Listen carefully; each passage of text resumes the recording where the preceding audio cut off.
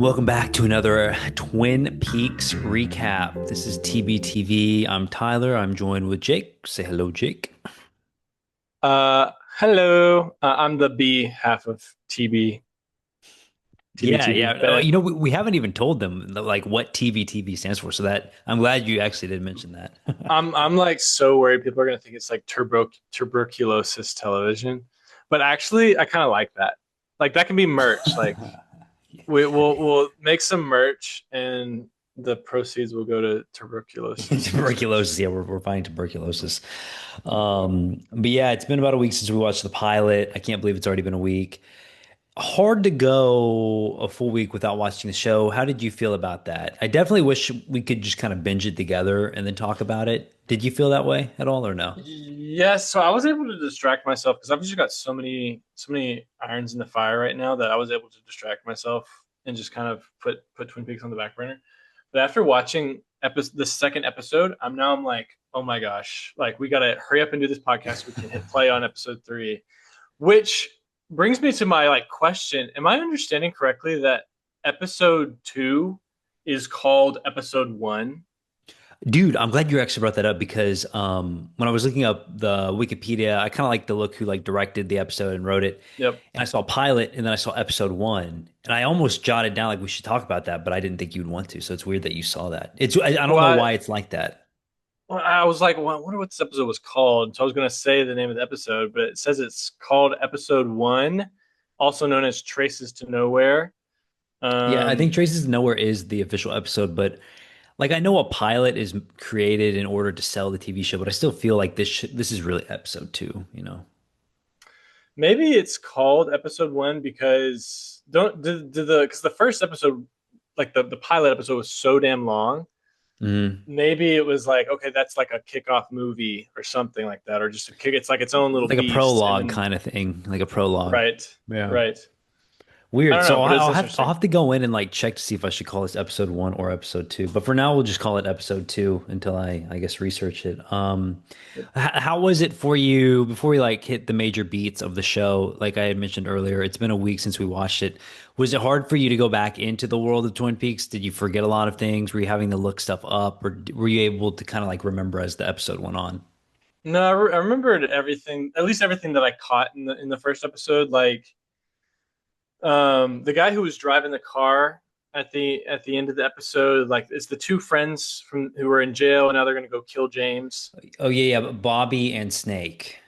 Snake. I didn't realize that Yeah. Snake was dating that that girl, like Laura's friend, whatever her name is. Yeah, yeah. So I am kind of like I haven't seen the show in a long time, but the part that confuses me too the most is like who's with who because there's like people dating and then they are mhm. also having affairs, so it's hard to kind of keep up with all of that. That's the hardest thing to keep up with.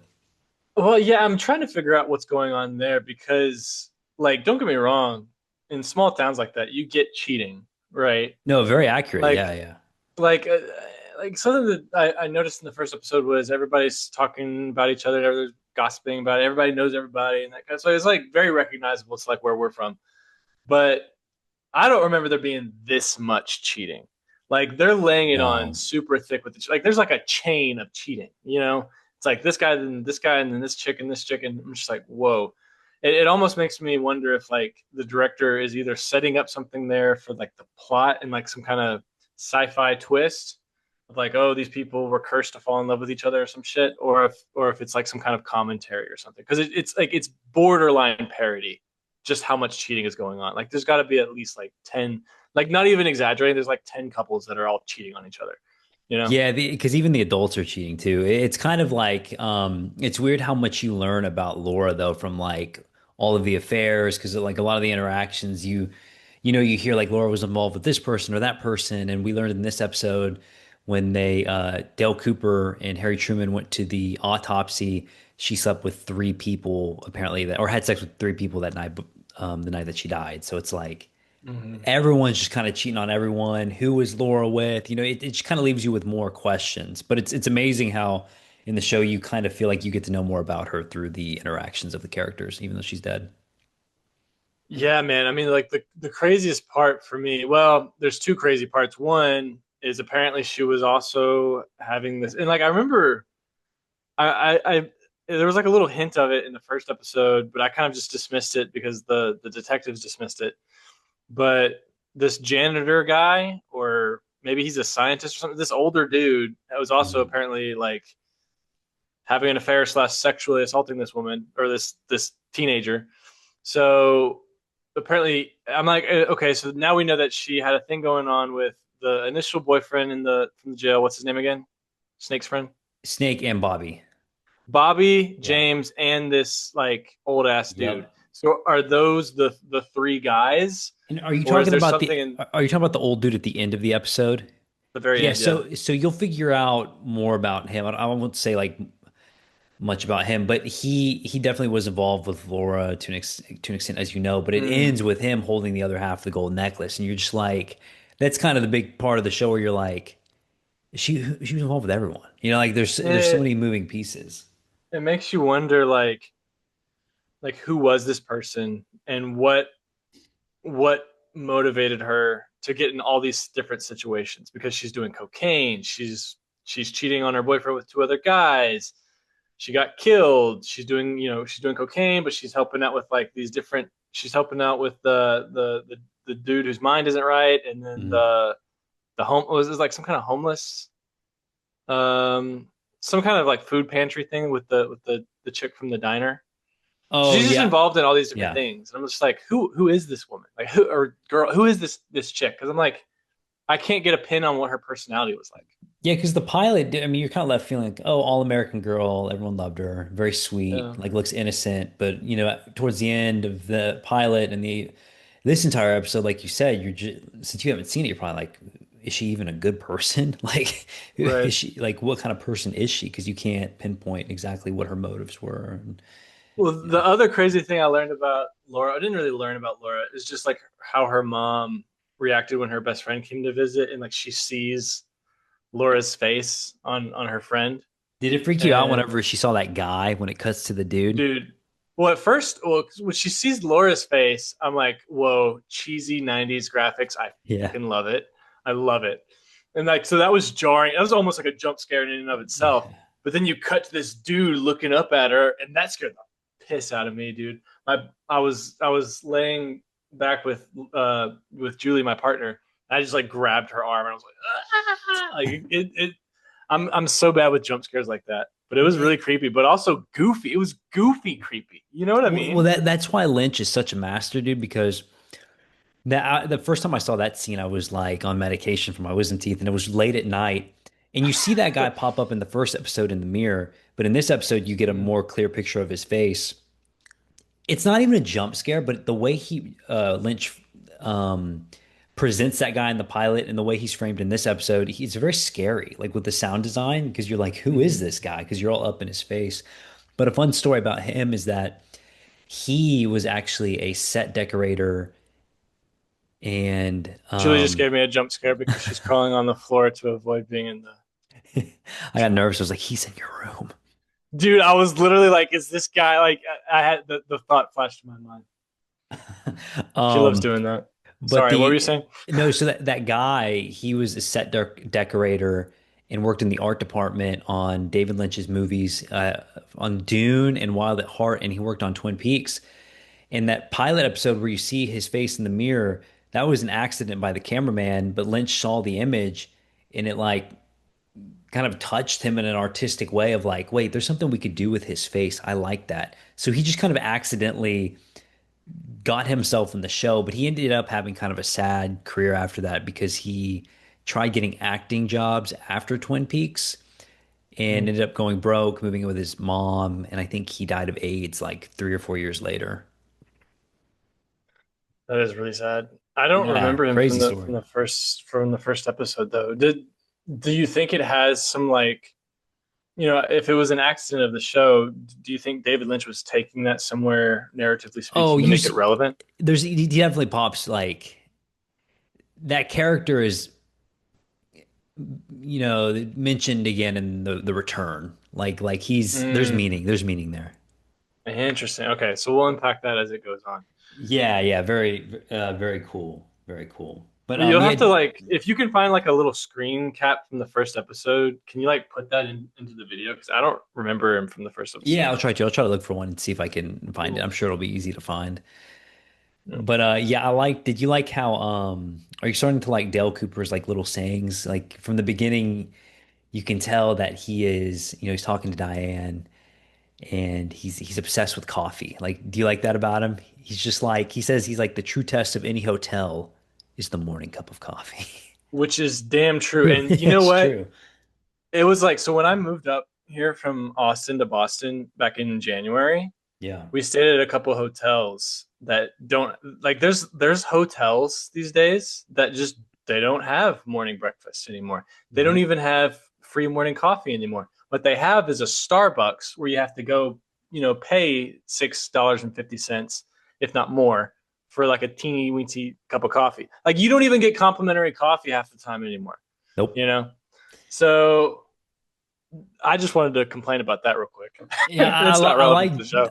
I like too whenever they Dale and Harry go to visit Josie and they're kind of talking to her and the guy comes over and he's like, "Gentlemen, how do you like your coffee?" And Dale gets like super serious and he goes, "Black as night on a moonless night."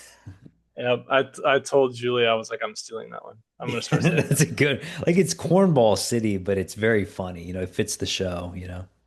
Yeah, I mean, I've said it. I said it in the first, after the we watched the first episode, but like it just feels like when I hit play on the show and like the music starts and that opening montage, it's incredible. The soundtrack for this is just like It's I'm sure this has been said ad nauseum, but it's like it needs to be said again because that's how good it is. it's almost this is very pretentious, but the music is like a character in the show. It's like makes 50% of the show, I think, truly. No, yeah. I mean, you give it a different soundtrack and it doesn't work. I No, think. and Lynch spent a lot of time working with the composer to get like the right themes down. And there's a lot of cool like videos I can send you where he's like working with him while he's playing the piano. Um, When I feel like when I hit play, man, I feel like I'm being like grabbed by the hair and dragged to Lake Arrowhead. Bright. Like supernaturally dragged to Lake Arrowhead like that. And I love it. I love that about the show because it feels because we've spent. I think I've been to Lake Arrowhead twice. You've been several times. Yeah. For me, it's like Lake Arrowhead, California. Like this isn't Twin Peaks. This is Lake Arrowhead. Like in my This is head, what's going on. Like she died up yes, there and like yeah. everyone's sleeping with one another in Lake That's Arrowhead. why that's why we need to go back to Lake Arrowhead, California, so we can go solve the murder, man. We got to go up there. They need us. I know. Can you imagine watching like binging this entire show up there? It'd be perfect. I It's know. the only way to make it better. I know it's as like close as we can get to Lake Arrowhead without being there is by watching the show. The only Yes. other thing I wanted to touch on before I throw it over to you for like final thoughts or whatever else you wanted to speak about. Leo, a lot of stuff going on with him. You see Shelly kind of at his house, at the beginning of the episode, and she finds that bloody shirt and takes it, and he ends up like beating her for it. And then of course Bobby and Snake owe him $10,000, for some reason, but the money's in the deposit box owned by Laura, so they can't access it anymore. What do you feel about Leo? Do you think like do you think do you think it's a little too obvious, like that he might be the guy, or do you think it's gonna like what do you think about him? You I know? think it's too obvious for him to be like the killer, period. Hmm. But at this point, like yeah, there's the whole thing with Bobby and Snake going on. But for me, it's like it's. I'm not even thinking of him as like a suspect. I'm just thinking of this dude is such a piece of shit. They're setting us up for us to hate him. The payoff has to come. Like they have to kill him at some point. Like he's got to go. He's got to die. Because it's like it. If you're making a show like this and you're making the audience hate a character that much, like you have to kill him off, and you can't wait too long to kill him off. I feel like now this show seems weird and it seems to be defying genre and expectation. So maybe they'll take a left turn and do something that I'm not expecting. But right now I'm just like, kill this motherfucker, please. That's how I feel too. And I really can't remember he's like one of the only characters I cannot remember for the life of me what happens to him. So it'll be like, it's kind of the first time for me too, where I'm like, what did Lynch do with this character again? Um, yeah, I'm excited. Was there anything else you wanted to hit on for episode two? Yeah, just two things. One was the woman at the diner who's like My log was there that night. She Oh knows. yeah, yeah, dude. Like, you go Yeah. ahead and ask it. Go ahead and ask it. Yeah. It's like, please let that be relevant. Like if it's like if it's like random and just like a one-off thing, I love that too. But I also kind of hope that it somehow is like, oh, the log is going to be like the Yeah. secret to Let the answering log everything. speak. Let the log speak. Yeah. So there was that. I thought that was cool. I had to clock that. And just the only other thing was like back to the coffee thing was like at the beginning, he's like he's at the I guess it's like at the hotel or is it at another diner or something where he's like drinking that coffee right at the beginning Oh yeah, yeah. when Audrey comes and sit down. It just kind of reminded because he's like making the waitress like wait. He's like, wait. Yeah, dude. And it made me think of James Franco in Spider-Man 3 where he's like, so good. Yeah, You know? dude. The But whole it's show just is like that. The moments are like, the small little moments. yeah, and it's just like it's charming, but at the same time, I'm like, let the waitress go, man. Yeah. Like, let her. Yeah. She doesn't have time for your bullshit, dude. And then Audrey comes and sits down. Audrey's still my favorite character after the second episode. Just she's such a freaking chaos agent. Yeah, Audrey's awesome. Yeah, when I first watched the show, I had a hard time differentiating between Audrey and Donna. They kind of look Mm-hmm. alike, but I'm not sure why I had that issue. It's a lot easier this time around, but like, do you have that at all or not? Are you able to kind of like separate them? I'm able to separate them. I'm having a hard time like keeping up with the names. Like when you say the name, I know who you're talking about, but I'm Yeah. gonna forget within 20 minutes. You know what I mean? The last character I want to talk about too, real quick, James. Any more thoughts about him? He's the one, who's kind of arrested, being questioned by Cooper and Truman. Any thoughts on him? Do you like him? I don't know, man. Julie was saying that the actor doesn't look like an 18-year-old. Like No, he looks not at older. all. You agree? No, yeah, I don't know how old he is, but there's no way he's 18. I feel like he looks a lot older. I don't know. For me, it just like it's like oh, I can believe it. I don't know. People did look a lot older back then, though. So maybe he was like 22 or 23. Yeah, that's what's kind of thing. It's like it's only nowadays that everybody looks younger, but Yeah. I don't know. No, I mean he's not really that interesting of a character to me, to be honest with you. Yeah. Just he's just like a tough like he's not even like a tough motorcycle guy. He's just a motorcycle guy who's quiet for no reason. And it's like it's not like I don't know if they're trying to make it like oh he's mysterious like he knows something and he's not telling us everything he knows. But when I as far the only thing I really feel about his character is like oh it's just another dude cheating on another girl, you know? I say, here we go. Here we go. Yeah, But yeah, exactly. it stays pretty consistent like that throughout the show. But I wish we could, just tear through it. It's hard. It was hard for me to like turn it off as soon as the episode ended. Yep. But yeah, definitely a good episode. Not as good as the pilot. I mean, it's hard to beat like a 90-minute introduction to a cool town. It's still great. It went by. Did it go by fast for you? Yeah, man. It's because the thing that makes it go by so quick is that it never stops giving you a new thing. Yep. Like it's like Yep. every scene is a new trick. Um, I think I really like the mom, man, with her grief, the way she's processing her grief. Like it's so over the top and It's amazing. so distraught and ridiculous. But it's almost like like there's this. I should have looked this up, but like there's like a motif in European history where there's like a wailing prophet, basically. Like they roam the streets. They may or may not be homeless and they just speak nonsense and everyone kind of ignores them or they're like oh yeah this silly person but in like story in like classic European stories they're known as like being really prophetic and really like sometimes they'll drop the foreshadowing of what's to come or something like that within the story and the narrative. And I don't know, maybe I'm reaching, but the mom just kind of strikes me that way too. Like maybe she knows something, like she's connected some dots that maybe we haven't. I don't know. Just my I own reading. like that. I'm glad you brought that up and compared it to something so unique because whenever I see the mom, that's when the show really starts to transcend reality and get a little Yeah. like cosmic because she's processing grief in a way that is unique but you just have this feeling that anything can happen. It's very, do you have the feeling like whenever you watch her, you're just like anything can happen around this woman because she's going through it. Dude, I just like I feel like when she's on screen, I'm like, dude, the rapture could happen, Yeah. or like The log is Penny gonna speak. Yeah. the Pennywise the dancing clown is gonna come roaming in, or some shit. So Yeah, yeah, I think she's actually one of my favorite characters so far, oh, I just love because her. Yeah, I love she's anytime that it's on the mom, I get the most excited just because for that reason alone. yeah. Hopefully that it's the last jump scare I get on this show though, because I'm gonna see that in my nightmares tonight. Yeah, it's crazy. But yeah, that's I guess that kind of wraps up with what we think about episode two. We will watch episode three soon. I know you and I have mentioned earlier that we want to do this, every week, but I mean, I feel like it's going to get to a point when you're free and I'm free. We'll probably drop a few of these per week, whenever, because Mhm. it's hard to abandon the show for such a long time and come back to it. Because right now, I can go back watch like two or three episodes right now. I know. Do you want to keep doing this like episode by episode, or do you want to watch like two episodes and then do it, or I feel like just for the sake of the show and people searching, I feel like it is a good idea to do episode by episode? episode by I don't know. episode or season by season, but I like the episode by episode format because it helps me like Yeah, process the episode when we're done with it I like it too. because we break down like the entire thing.